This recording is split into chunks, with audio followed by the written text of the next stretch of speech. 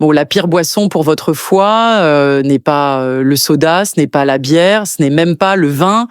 C'est quelque chose de bien plus dangereux. Et cette boisson est extrêmement toxique pour les cellules du foie.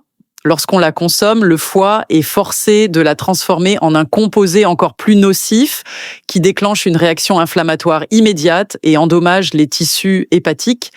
Ce processus provoque une accumulation rapide de graisse dans le foie et à long terme, il peut entraîner une stéatose, une fibrose, voire une cirrhose. Elle augmente aussi les enzymes hépatiques, signe que le foie souffre et lutte pour fonctionner normalement. Et ce n'est pas tout, cette boisson perturbe le métabolisme, affaiblit le système immunitaire et empêche le foie de filtrer correctement les toxines. Elle peut entraîner fatigue chronique, troubles de l'humeur, problèmes de concentration et troubles du sommeil.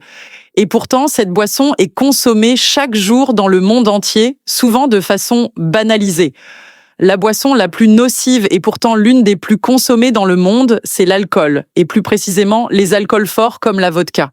Leur teneur en éthanol oblige le foie à produire un composé appelé acétaldéhyde, hautement toxique et reconnu pour son potentiel cancérigène.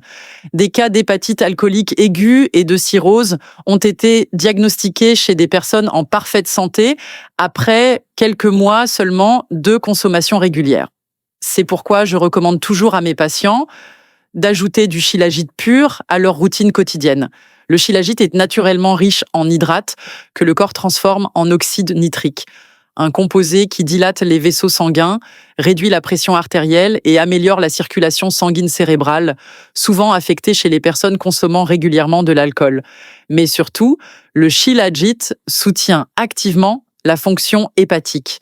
Il aide le foie à mieux se régénérer, à éliminer plus efficacement les toxines et à réduire l'inflammation chronique causée par la dégradation des tanins.